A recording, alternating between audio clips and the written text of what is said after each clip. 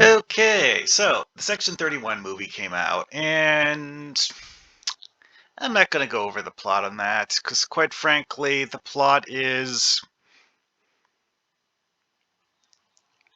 I just don't like it. Let's just go with I don't like it.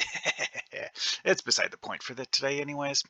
So today, I'm going to look at use of certain alien races, and I guess cyborgs. Yeah, cyborgs technically aren't aliens, but whatever. Futuristic people that don't exist in real life, whatever. Kind of adjacent to aliens, except they're not. Well, okay, some of them are aliens too. Yeah, I'll get back to that later. Anyway, so first up, Chameloids. Chameloids are actually the one in the movie that I think was done best. Because in the previous works, we'd literally only seen Chameloids once, and that was Martia on Rurapente. We never see her outside Rurapente, and we don't really know where she came from. Culture, they're said to in Star Trek 6 to be a race that's not trusted by other races, and very, very little else. Very little else. Where do they come from? We don't know. Oh, here's an interesting thing. The Section 31 movie expands on it to say that Chameloids are somehow immune to Deltan's seductive abilities. Yeah, they don't really ever properly elaborate on how the Deltan thing works. Although the movie with Ilea suggested that Deltan's abilities could cause some sort of insanity in other humanoids that aren't Deltans, potentially. They don't really explain it, though. And Decker was already in love with her, despite that, her not doing that. Yeah, whatever. Anyways, so Chameloids, are they actually what you would consider a humanoid race? Yeah. Suggestion is actually no, because one thing that we do know about the Chameloids is that their shapeshifting lets them basically do anything and everything they want to, and they seemingly don't actually have a proper skeleton underneath all of that stuff. Because in Martia's case, she actually changed into non-humanoid forms, and forms that are arguably barely humanoid. And in one case, she drastically changed her size just so that she could um, move without impediment. And that kind of thing suggests that, maybe possibly they don't, actually have a proper skeleton or anything like that. And this shot of Quasi from the Section 31 movie, mid-transformation, is seemingly meant to say that this is kind of sort of what Chameloids are made out of. Okay, whatever. One thing to note about Chameloids is that Chameloids lack certain of the, shall we say, enhanced durability things that some of the other shape-shifting aliens in Star Trek have. Because, Martia got disintegrated by a Klingon shooting her with a disruptor pistol. Just, regular old, same way anyone else would die. That, yeah. Anyway, presumably a properly calibrated tricorder would actually be able to scan for Chameloids as well. I think this is how the Klingons actually captured Martia in the first place, but the movie doesn't particularly elaborate on that. Also, it seems to be suggested in the movie that those hunting creatures that the Klingons used are actually able to check Chameloids' scents. Because I don't think they have the ability to change the way they smell. Alrighty then. So, other things that they use. Charon natives.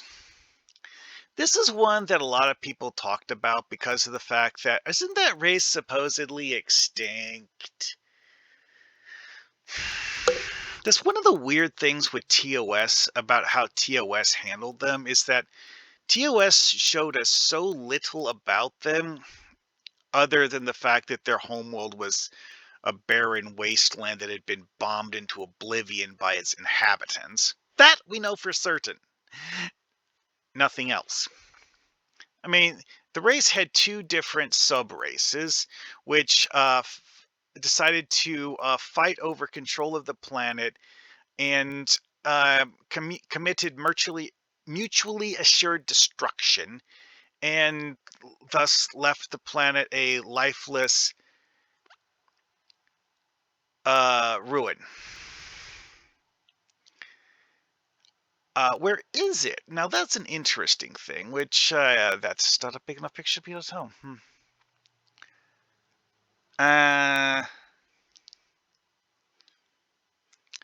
Yeah. Anyway, though,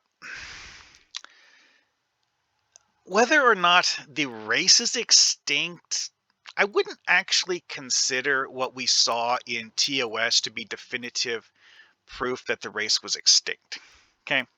We saw two members of the race who had been fighting each other in outer space for so long that none of them had heard word from their homeworld about the catastrophic war that resulted in the eradication of most of their race. And given that this is a warp capable civilization and that one of the two that was, you know, going around through deep space was doing so using a ship apparently created by the Charon inhabitants. Yeah, how many ships did they make?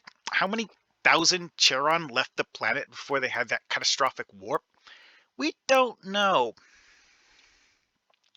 So that is one of those things where I'm going to give them a pass on it for we have no reason to believe the race is actually extinct.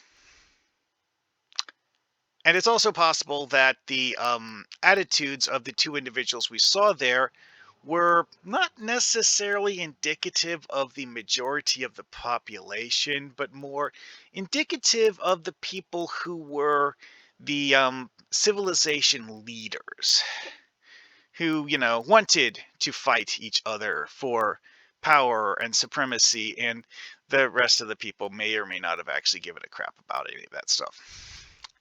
So, having a Charon native who is, a refugee on another planet, that's an idea that you could have a lot of fun with.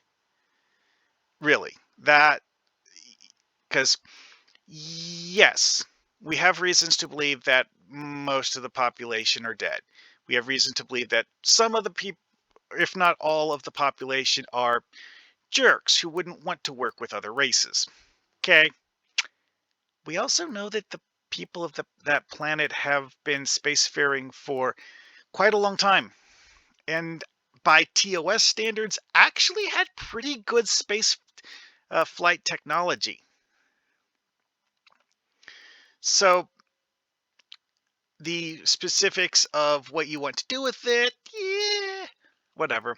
Anyway, there is one other thing. It's like they did use some interesting technology, and seemingly has superpowers.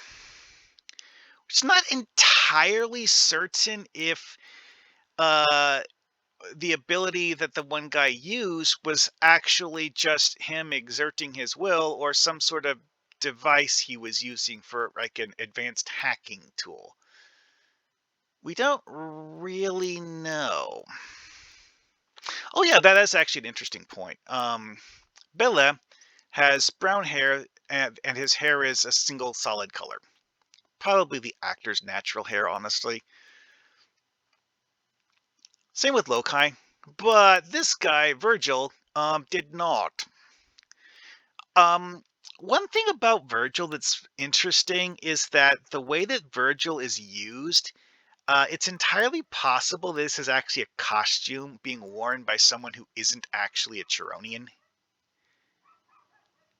Yeah, Virgil might be wearing makeup to look cool and not actually be a Cheronian. He literally does nothing but.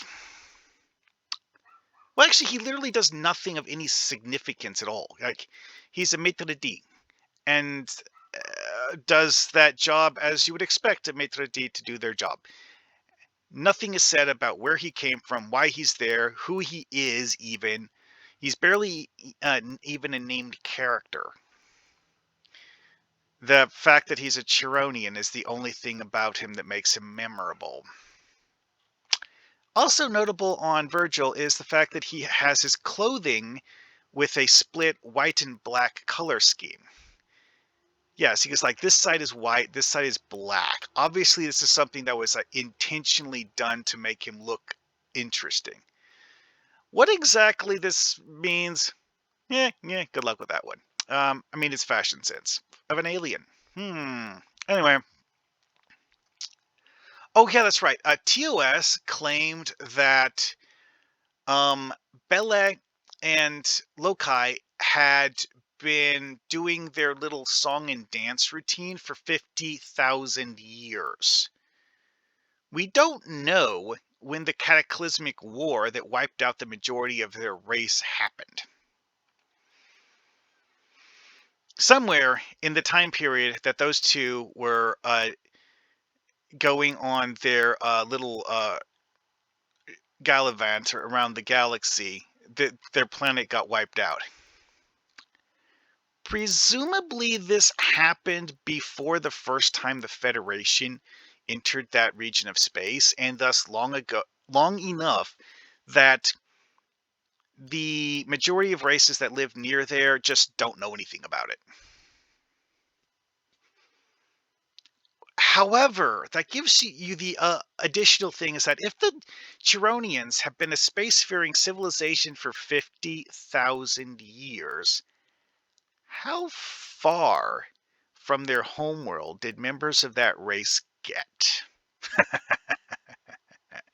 Because if Bella and Lokai are 50,000 years old, yeah, you can go a long distance if you have 50,000 years to do it. Yeah, again, it's one of those things where the original series go with some seriously off the wall ideas, where you just have to scratch your head looking at it. It's like they expect us to just run with this. Anyway, though, moving on. So, Deltans. I mentioned the whole forced seduction thing earlier, where we don't know exactly how that works, although it is apparently not effective on everyone. Like, it's actually said to not work on nanokin, but nanokin are non-humanoid, so that probably explains that. So anything that's a non-humanoid, which again, going with the whole Chameloid thing, is it's possible that the Chameloids are actually a non-humanoid shapeshifter that is simply taking on the appearance of humanoids. Because that's actually a rather common thing with shapeshifters in Star Trek, is that a lot of shapeshifting races just aren't humanoid to start with. The Founders are famous for being a liquid race. The Vendorians are these weird tentacle monsters. And yeah, some other stuff like that. Elastomorphs, their natural form is actually an energy being. Then there's the FGC-47 life forms, which aren't true shapeshifters in the traditional sense, and are not even fully made out of matter. They're more like energy patterns that can temporarily take on the appearance of a humanoid or other objects. Yeah. Anyway, though, again, proper humanoids, it's less common to have them be shapeshifters than non-humanoids. Anyways, moving back to the Deltans. Deltans' abilities, other than the whole forced seduction thing, are not particularly all that much talked about. I, although, some sources do seemingly go with the idea that they're telepathic, and thus that their seduction ability is psionic in nature, which does make a lot of sense given the circumstances. And let's see what else we got here. Oh yeah, the cyborg thing. Okay, TOS, the original series, had humans with cybernetic enhancements as a part of the series. And it's gotten used multiple times since then. This particular one is just dumb because you have a guy turn himself into RoboCop, partly because he needs to, because apparently he started getting cybernetic enhancements because he had an actual physical disability that the cybernetic enhancements were meant to compensate for. And then he just decided he liked cybernetics, so started bolting on more hardware. The end result is something that is about as human looking as RoboCop, and someone who sticks out in a crowd for looking like a walking pile of metal. If you're using this in a TTRPG, might want to avoid that. It's one of those like obvious character flaw things. It's like you can't blend in with a crowd because you look like you're twice as large as a normal person because of all of the metal bolted onto you. Yeah, that is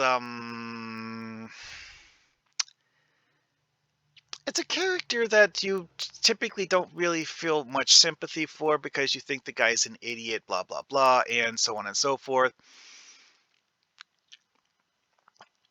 Anyway, again, something I personally consider to be a questionable use of a cybernetic character. Because, again, Star Trek has been using cybernetics in many ways that are subtle and barely even noticeable. Like Geordi, for example, in The Next Generation, uses cybernetics to be able to see because he was born blind and needs the cybernetics in order to give him the ability to actually see. Okay, that works. Thing is, Geordi doesn't try to, cybernetically enhance every other part of his body. This guy is apparently about as smart as a brick and doesn't even fully understand how to properly control his cybernetics, which is how they end up getting taken over by someone else, and thus his mechanical body ends up being remotely piloted after his death. Oy. Yeah, that was just dumb. Then we have this guy. He has obvious cybernetic enhancements. We have no information about why or what they're for, or even how he got them. Also, both versions of him apparently have the same cybernetics. Yeah, that's an interesting part of this. We don't actually meet the Prime Count one in person, but we see a picture of him which looks exactly the same. Eh. Also, this is a Deltan with cybernetic enhancements. A Deltan? Hmm. Yeah, that's all we know about this. Anyway, yeah. Uh, and that's about it for this one.